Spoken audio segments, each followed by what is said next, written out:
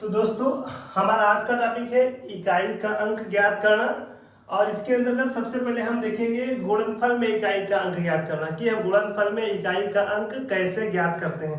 मान लीजिए कोई संख्या दी है 5 6 7 इंटू 7 8 7 इंटू 4 3 9 इंटू 2 3 एंड 6। तो दोस्तों देखो ये इतनी बड़ी संख्या है 567 गुणे 787 गुणे 439 गुणे 236 में इकाई का अंक हमें कैसे निकालना है। तो अगर हम इन सबको आपस में गुणा करेंगे तो बहुत टाइम लग जाएगा। इसके लिए एक शार्ट ट्रिक ये है कि हमें इस पूरी संख्या से कोई मतलब नहीं रखना है, हमें इस पूरी संख्या को नहीं देखना है। हम केवल और केवल संख्याओं के इकाई अंकों को उठाते हुए चलेंगे, इकाई अंकों को। जैसे हम पहले इस 7 को इस वाले 7 से गुणा कराएंगे तो यहाँ हो जाएगा 7 सत्ते 49। तो दोस्तों 7 सत्ते 49 हो गया। इकाई के अंक पे आया 9। अब हम इस 4 से हमें कोई लेना देना नहीं है, हम इसको काट देते हैं।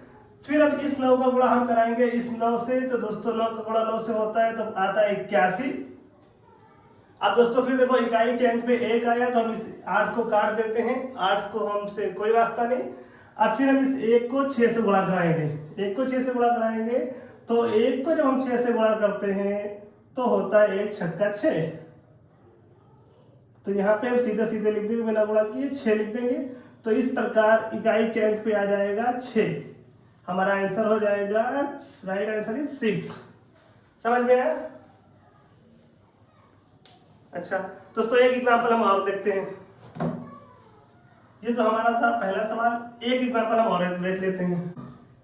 मान लीजिए कोई संख्या है, दूसरा एग्जांपल देखिए। ये है हमारा 267, कोई संख्या है 267 गुणे 5384 गुणे 6868।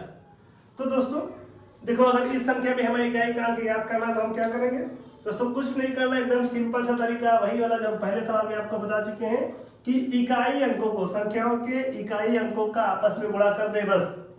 जैसे अब इस 7 को, सॉरी इकाई का अंक यहाँ पे 4, इस 7 को हम 4 से गुणा कराएंगे तो 7 चौको होता है 28, 7 चौको 28 होता है। इकाई के अंक पे आ गया 8, 2 को हम काट देंगे ताकि कोई डिस्टर्ब ना हो हमें। अब फिर देखो इस 8 को हम 8 से गुणा कराएंगे तो 8 गुणे 8 बराबर होता है 64, 8 हटाइए 64। और दोस्तों इकाई के अंक पे हमारा आ जाएगा 4, तो इसमें हमारा राइट आंसर होगा 4। समझ में आया? दोस्तों अब एक ट्रिक हम आपको बता देते हैं। ये देखिए, मान लीजिए हम किसी संख्या को आपस में गुणा करें। चलो हम एक सवाल लिख लेते हैं, एक एग्जांपल और लिख लेते हैं। मान लीजिए ये हमारा सवाल है 1 गुणे 2 गुणे 3 गुणे 4 dot dot dot dot dot 197।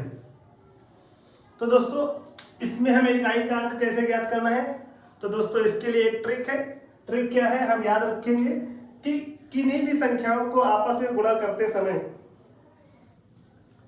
कि मान लीजिए जो संख्या है इनको आपस में गुणा करते समय अगर इन संख्या में कहीं भी 0 आ रहा है, मान लीजिए 4 है, 4 के बीच में 10 आएगा, 20 आएगा, 30 आएगा, अगर कहीं भी 0 आ रहा है तो हमें उसके आगे गुणा करने की कोई जरूरत नहीं पड़ती, क्योंकि 0 का गुणा 0 ही आता है। ये बात ध्यान रखिएगा। जैसे ये सवाल था, आप अगर हमसे कहें कि 197 में इकाई का अंक,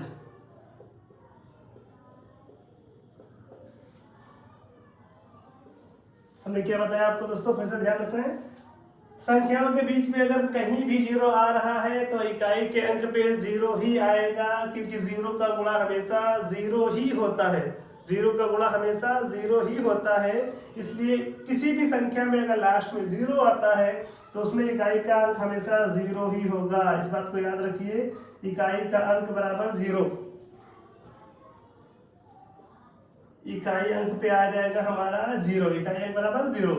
अगर संख्या में कहीं भी 0 आ रहा है तो इकाई के अंक पे क्या होगा? 0 होगा। तो दोस्तों उसी सवाल को जरा हम एक बार फिर से समझ लेते हैं कि अगर कहीं भी जीरो आ रहा है तो इकाई का अंक जीरो ही होगा। कैसे, इसे हम चलिए सिद्ध करते हैं।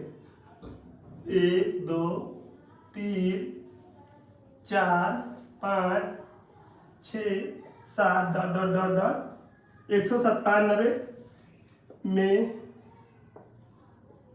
इकाई का अंक। दोस्तों हमने क्या बताया था आपसे, हमने ये कह रखा है आपसे कि अगर संख्याओं के बीच में कहीं भी जीरो आ रहा है तो हमें आखिर तक गुणा करने की कोई जरूरत नहीं होती, इकाई के अंक पे हमेशा जीरो ही आएगा। कैसे, चलिए देखते हैं। 1 दूने 2, 2 का गुणा 3 में करेंगे, 2 3 6, और देखो 6 चौको 24, 6 चौको 24, इकाई के अंक में कितना आया 4। अब देखो दोस्तों इस 4 को हम 5 से जैसे गुणा करेंगे तो 4 पंचे 20 होगा कि नहीं होगा, 4 पंचे 20 हो गया। तो देखो जब 4 पंचे 20 हो गया, इकाई के अंक में क्या आया, जीरो ही तो आया। अब हम जीरो का चाहे जिससे गुणा करें, 0 छक्का 0, फिर 0 फिर 0, तो आखिर तक जीरो ही आएगा। इसलिए अगर किसी संख्या में जीरो है तो उसमें इकाई का अंक हमेशा जीरो ही आता है। इकाई का अंक सदैव जीरो, इकाई अंक सदैव शून्य होगा। बात ध्यान रखिएगा दोस्तों। एक पॉइंट हम नोट करेंगे, लिखेंगे नोट करके। समस्त विषम संख्याओं के, समस्त विषम संख्याओं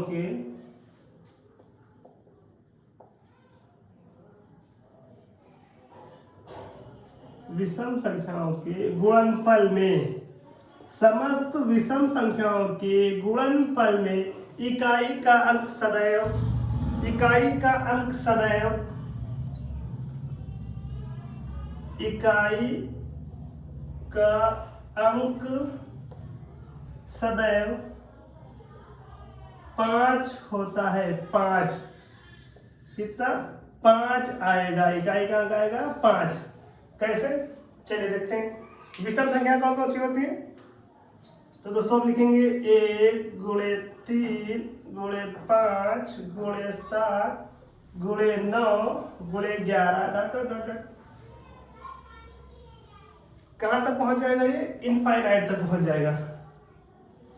ठीक, अब देखो हमने बताया कि विषम संख्याओं के गुणनफल में इकाई का अंक सदैव 5 आएगा। कैसे, देखो 1 3 3, 3 पंचे 15, इकाई के अंक में क्या आया 5। अब इस 5 का हम 7 से गुणा करेंगे, 5 सत्ते 35, इकाई पे क्या मिला 5, 5 नवा 45, इकाई पे अंक पे क्या मिला 5, 5 कम 5।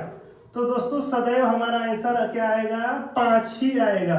समस्त विषम संख्याओं के गुणनफल में इकाई का अंक सदैव 5 होता है। समस्त विषम संख्याओं के गुणनफल में इकाई का अंक सदैव 5 ही आएगा। ठीक है, गुड।